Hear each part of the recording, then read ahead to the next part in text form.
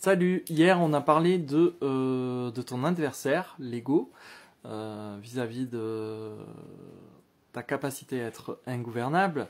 La veille on a parlé de ton allié pour les 28 jours et aujourd'hui on va parler de ton modeste guide. Et je tenais à être absolument sincère, donc cette vidéo va être un peu longue, elle va être en deux parties. Parce que je pense que je dois être totalement transparent avec toi.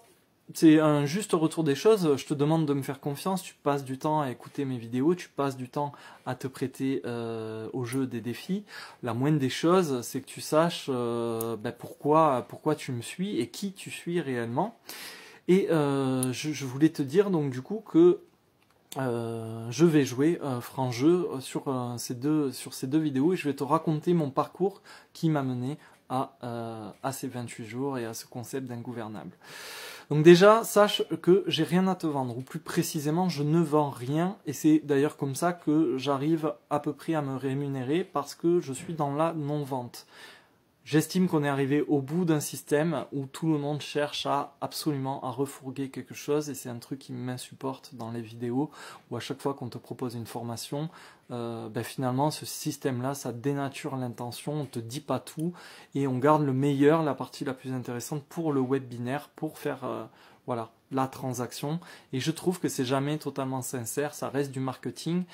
Et je pense qu'on commence à saturer du marketing et moi je prône tout le contraire. Je pense qu'on est assez grand pour savoir si tel ou tel créateur de contenu mérite du soutien ou pas.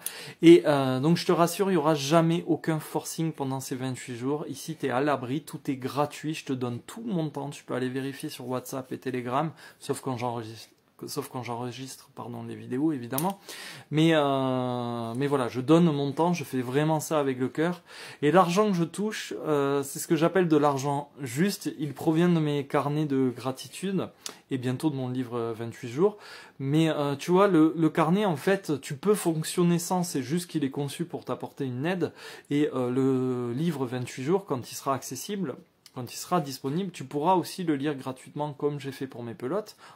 Tu vois, tu auras le lien pour le lire en PDF ou sur mon site. Ce qui fait que si jamais tu l'achètes, tu vas le faire parce que tu estimes que c'est utile ou que tu veux me remercier. Mais en tout cas, tu vois, on est dans une démarche humaine et c'est un modèle que je défends. Ça, c'est la fin de la parenthèse. Je voulais absolument te le dire. Comme ça, sois rassuré. Il n'y a pas d'entourloupe, il n'y a pas de commerce là-dedans. Revenons à ton modeste guide. Alors comment je peux avoir la prétention de te guider ou de te demander de me croire pendant tout ce temps? C'est quoi ma légitimité? Par quoi je suis passé pour te parler de gratitude? Qu'est-ce que j'y connais exactement? Parce que moi j'ai à la base aucune prédisposition pour être un quelconque déclencheur, éveilleur de conscience. J'ai 0 diplôme en coaching, je ne suis pas thérapeute, moi je suis auteur.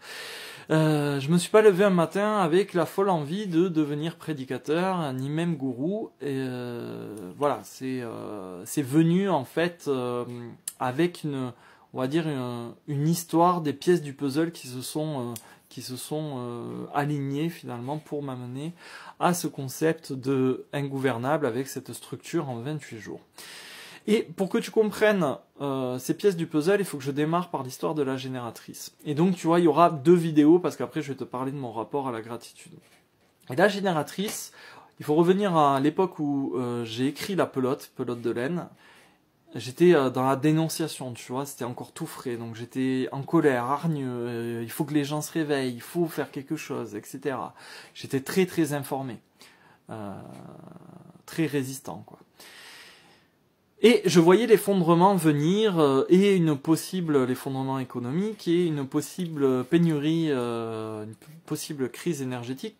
Donc je m'achète une génératrice, un générateur, un groupe électrogène de 3000 watts avec 2 jerrycans magnifiques en rouge métal.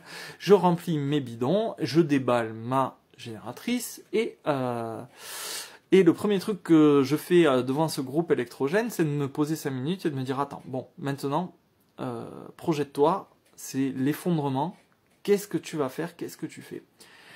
Donc, l'idée, c'est de mettre le générateur dans mon atelier, assez loin de la maison, pour pas qu'on ait le bruit et les gaz d'échappement. Mais le hic, c'est que vu que c'est une génératrice thermique, ça, voilà, ça fait un bruit de moteur, ça pétarade un peu. Les voisins vont l'entendre. Comment ne pas éveiller les soupçons des voisins? On est en plein effondrement.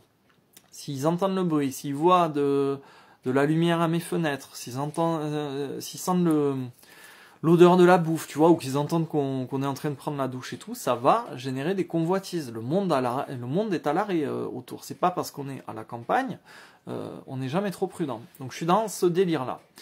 Et je me dis, il faut absolument que tu protèges finalement ton générateur. Il y aura, voilà, il y a fatalement des gens qui vont vouloir te le piquer. Et tu as des enfants, ne prends aucun risque. Donc en plus de calfeutrer tes fenêtres et de réfléchir à tes horaires de consommation, je me mets à fureter en fait des haches. J'aime beaucoup les haches. Sans doute mon petit côté Ragnar, tu vois, j'ai les tempes rasées. Quand j'attache les cheveux, je ressemble un peu à un viking. Je cherche une belle hache sur internet et je me dis je pourrais me défendre avec ça. Et je vais même chercher une arbalète parce qu'en fait c'est l'effondrement et après tout je peux vaguement aussi ressembler à Daryl, on s'en fout, c'est la fin du monde, je fais ce que je veux, je ressemble à Daryl de la série Walking Dead. Et je vais plus loin dans mon délire, donc bien sûr il me faut des rallonges immenses pour alimenter le frigo et tous les appareils qui sont à des dizaines de mètres du générateur. Et je me rends compte que voilà, fatalement avec mes jerrycans je vais pas tenir indéfiniment, donc il faudra que je réfléchisse à au moyen de me ravitailler. La station essence est à 5-6 minutes à pied, mais il y a beaucoup de monde sur la route, donc il faudra que je choisisse une méthode pour ne pas éveiller les soupçons. Et là je réalise que fatalement, si on est en plein apocalypse, viendra le moment où les cuves seront vides de la station. Et donc là, ça veut dire que je vais devoir siphonner les réservoirs des bagnoles de mes voisins. Je suis un super voisin. Et du coup, je me dis, mais si les voisins me chopent en flag, il faut que tu aies une solution. Si ça tourne mal, facile, coup de hache. Donc je suis en train de réfléchir à tout ça, et sans doute parce que j'ai écrit beaucoup de thriller, je suis en train de m'imaginer comment faire disparaître des morceaux de corps coupés à la hache avec un moyen original. Et je me mets à rigoler tout d'un coup, alors pas parce que je suis en train de devenir barjot, même si j'étais pas très loin, c'est parce que je me rends compte que je me croyais réveillé, tu vois, résistant, prêt pour le monde d'après, et en fait j'étais encore en train de fonctionner avec mes vieux schémas égoïstes du monde d'avant, quoi. Alors que la solution était toute simple, le strict opposé. En fait, c'est ça la solution. Il faut, en cas d'effondrement, j'avais juste à prendre la génératrice, la mettre dans mon impasse, en plein milieu, prendre mes rallonges, toquer chez mes voisins, leur donner les rallonges, mettre à disposition mes jerrycans d'essence et s'organiser pour qu'on fonctionne tous tour à tour, tu vois, en partage, en dispatching. Donc en fait, pour ne plus craindre la convoitise, la jalousie, pour ne plus aller dans cette angoisse de la peur du manque qui alimentait finalement une certaine réponse via la violence, tout ce que j'avais à faire, c'était de partager à la base, au lieu de tout vouloir garder pour moi comme un connard. Donc, tu vois, je me suis même pas rendu compte que dans tous les cas, j'aurais fait ça, j'aurais pas pu dormir tranquille, sachant que moi j'avais tout le confort et qu'à côté de chez moi, il y avait des gens qui crevaient la dalle et qui n'avaient pas accès au courant. Tu vois ce que je veux dire? Cette histoire de génératrice, ça a été vraiment une pièce du puzzle qui s'est combinée avec un autre incident de ma vie d'auteur. Un an plus tard, là on était en janvier 2022, et en janvier 2023, il m'arrive un truc, ma vie d'auteur s'arrête. Et je te le raconte dans la prochaine vidéo.